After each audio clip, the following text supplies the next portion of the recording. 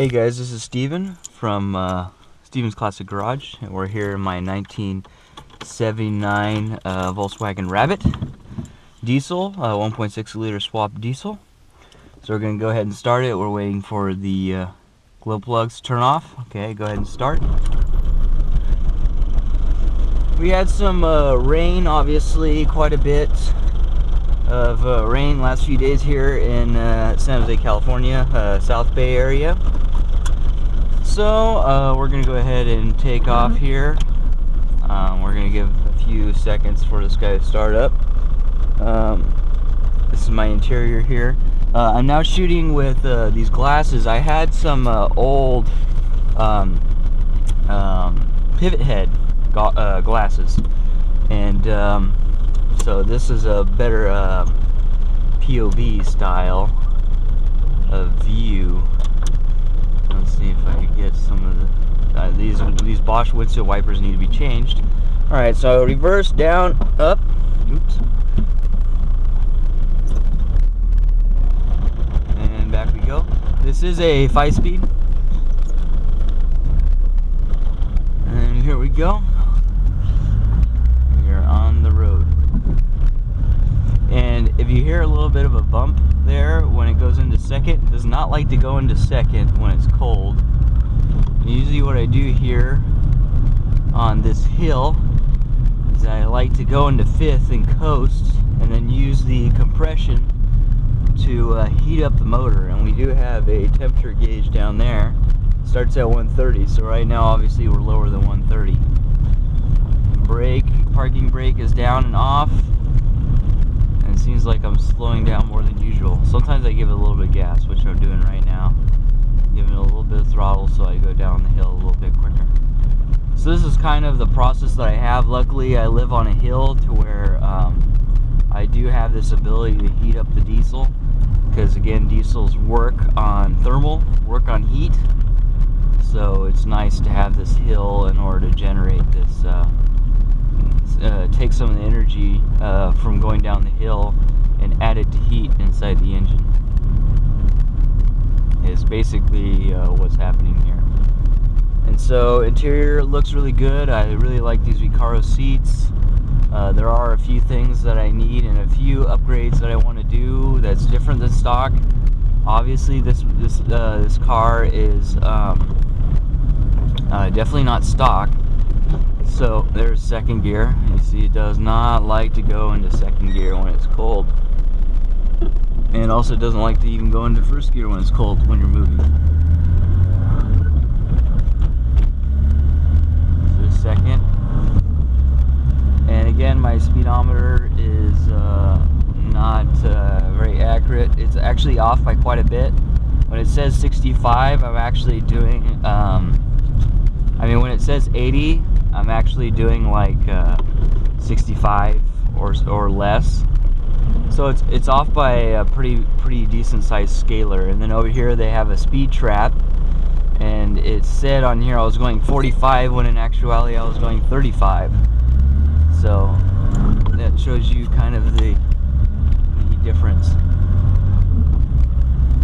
I'm thinking about putting some performance mounts on this guy so I don't have as much engine rock, because I do get quite a bit of engine rock when I get on the gas. It feels like when I switch gears to second, it's very shaky, and it's really hard to rev match. Let's see if I can get it to rev match this next coming time.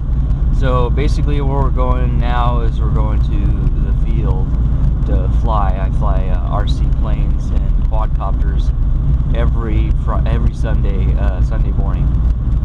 So we're going to our normal field spot. Oh, look at that! Is that a Rolls Royce? Yep, Rolls Royce.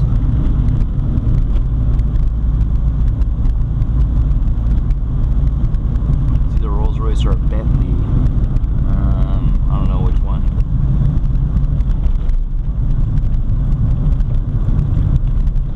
So over there is the farmer's market. So generally I don't go through there because there's way too much going on. So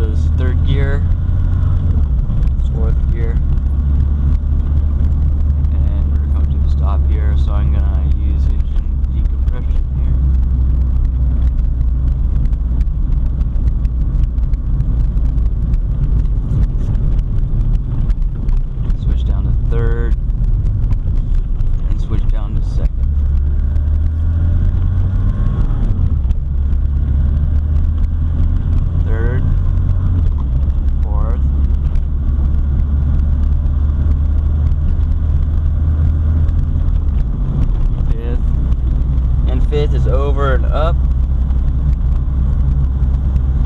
Go into 5th. Thinking about 3D printing the golf ball GTI, and this is not even threaded on. It's I think the previous owner liked that it rotated, rotated in place, which I mean is a useful feature to have sometimes. I mean, it definitely feels more interesting in the hand, but once you lift up, you pull it right off, and then you have to shift on the bare stick, which I've never had to do.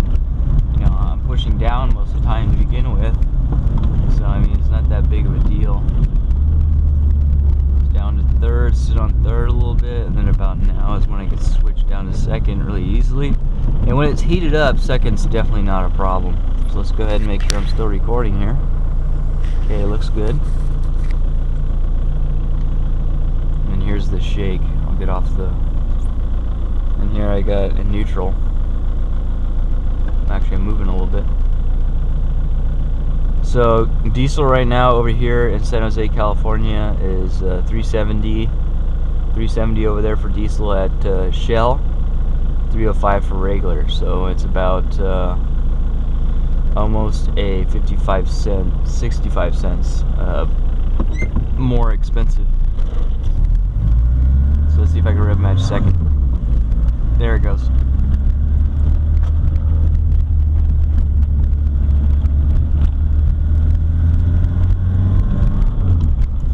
Again, these first gen Rabbits, even the GTIs, were all front wheel drive. And you'll hear a little bit here, I have a leak around I have a whole bunch of leaks around the windshield. Down there I have a water leak around the front corner of that windshield. As you can see, it's really hazy right there. So I have a leak there, and a little hazy over here. I have a small leak there, and then I think I have an air leak here. Right now in 4th, 3rd, we'll start off for 3rd. So this car's rated with a 1.6, it's rated at 52 horsepower. So that's quite little horsepower. But I think that if I did a turbo kit on this thing would be so sweet to drive. Let me clear these windshields up so this guy is shooting water at me, because it does struggle on hills and things like that. So that's a little difficult.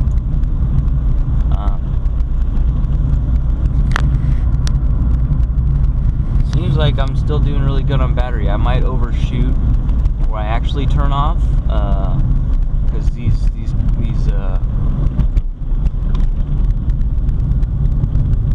guys normally have problems with battery because they're 6 to 8 years old. Start off from 2nd here.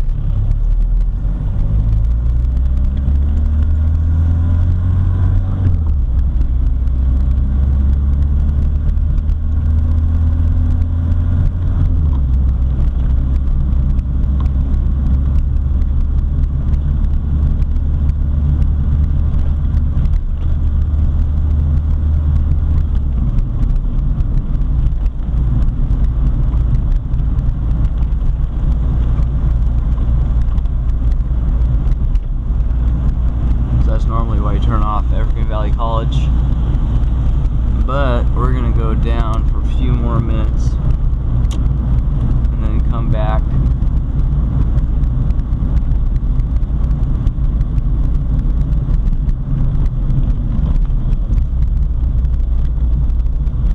Down into 4th, clearing up the windshield. And I'll show you the options I have on the windshield. So down on the windshield is kind of an interval, but it really needs some work where it stops.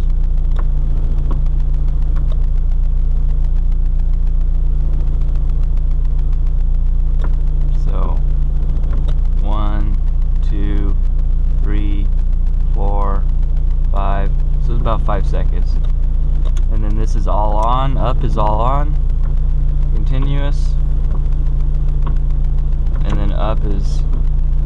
faster.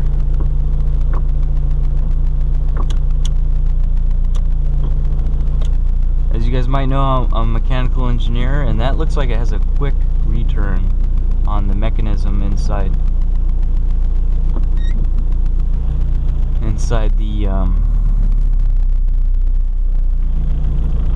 the actual wipers. Okay, so now my glasses here are blinking, so they're about to die. Usually lasts about a few minutes before they die, so maybe I should just turn back to the university. So all manual steering in this: manual steering, manual brakes, manual transmission.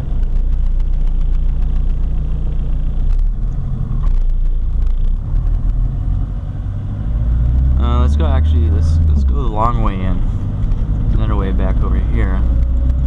You can see the visibility out of this car is absolutely amazing for a daily driver.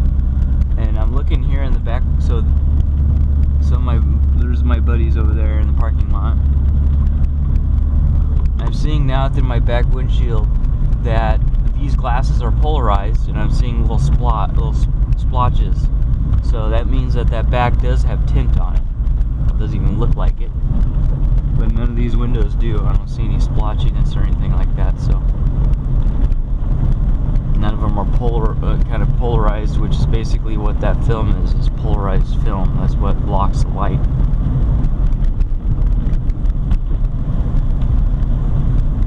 So here we're in 5th gear, shaking quite a bit because I'm a little bit low on the RPM.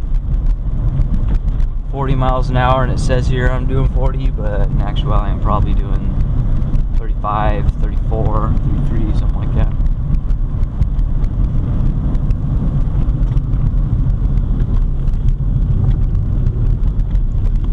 And this car is so low.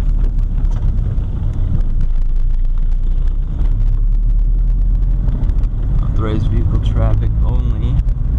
This car is so low, I tend to want to avoid all obstacles as I'm driving. Oh, here we go. Got a little bit of a hill.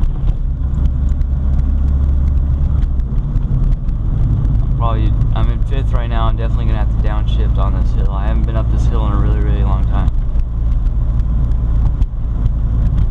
And it's so long I thought it was a hill, when actually it's not. I used to do cross country over here through these little slopes.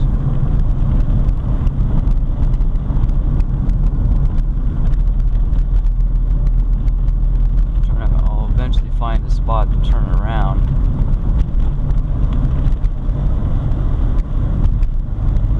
We're in 5th right now, about 3/4 throttle.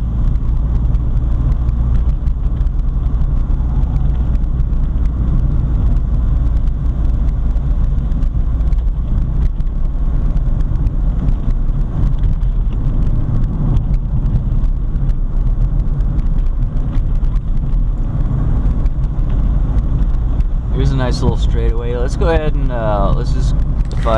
okay, I still have power. So let's go ahead and just give it some throttle here on the straightaway. Flip it. Actually, we might just go down. Oh no, because these have speed bumps. So let's give it just a little U-turn here, down into 2nd. Okay, let's go.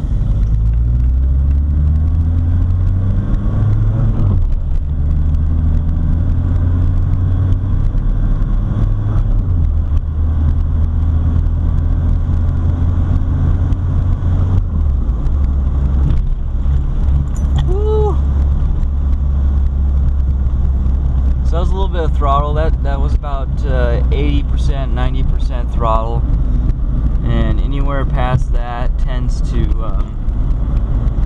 mess up the mixture, the ratio, the AFR fuel ratio, and tends to just kind of sit there and just burn more gas and not really give you much more throttle, I've found. But that's I mean, it does give you a little bit more power, but not much. So that's kind of what I found is average on the speed. Obviously the car is not very fast. I mean, inside it feels fast, but when you want to accelerate, If it's in small bursts, it's different. But if you want to accelerate, that's definitely a whole different story. That's probably where I should have went in.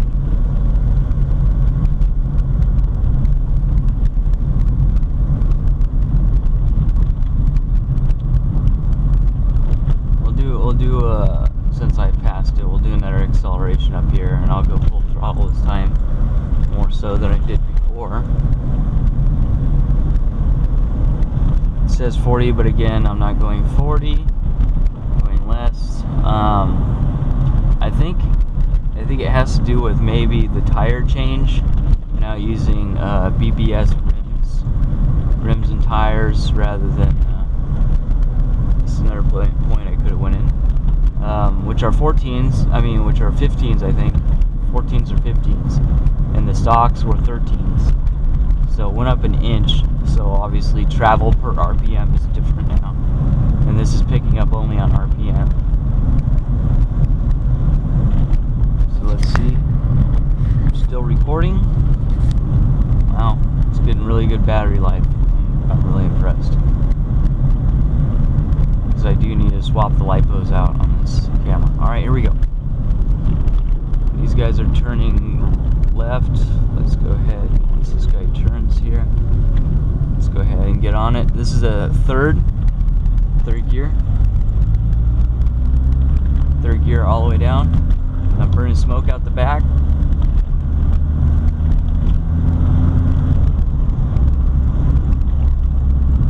And slowing down because I need to make this turn and somebody's going through the intersection.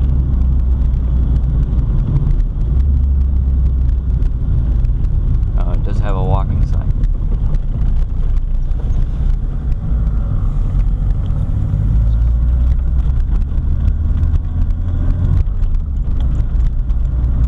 So on this guy, I am indeed running biodiesel. I'm running Propel HPR diesel, high performance renewable diesel, and basically it's based on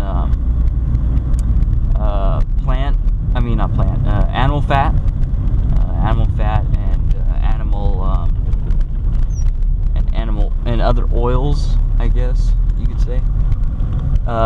Basically, it has a higher Ceton rating than regular diesel, but it is spec'd with everything the same as biodiesel. Everything has regular D2 diesel. It has the ASTM specs. They match it for biodiesel. For regular diesel, D2 diesel. And so it has the same viscosity and all that stuff.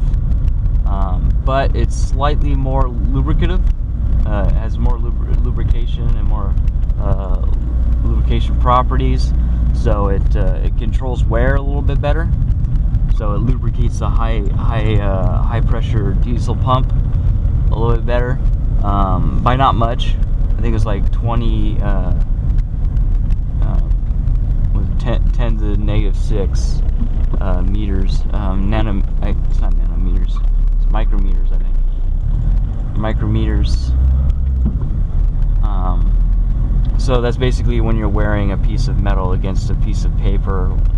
Example is that after the same number of scratches for this diesel is slightly wears away on that pin slightly less than the other one. So that's basically it. I'm here to hang out with my buddies here flying quadcopters in the parking lot, and I have my plane back there. And that's basically it. I plan on doing more of these, maybe do some more freeway, but I'm just seeing how this goes with the pivot head. This is actually the first time I've used it. I've used it to film RC, but I've never used it to film a drive on either this or my Mustang. So put it to gear, turn it off, and that's it. Alright, this has been Steven from Steven's Classic Garage and a little ride around in my 1979 Volkswagen Rabbit with a 1.6 liter diesel stock. Obviously it's swapped into a 79, and a 5-speed manual transmission with manual brakes and manual steering. More of these to come. I'd like to thank you guys for watching. Subscribe and for more of these and a new update on the Mustang painting situation within the next few days. So thank you guys for watching, subscribe, and I will catch you guys next video. Take it easy. Peace.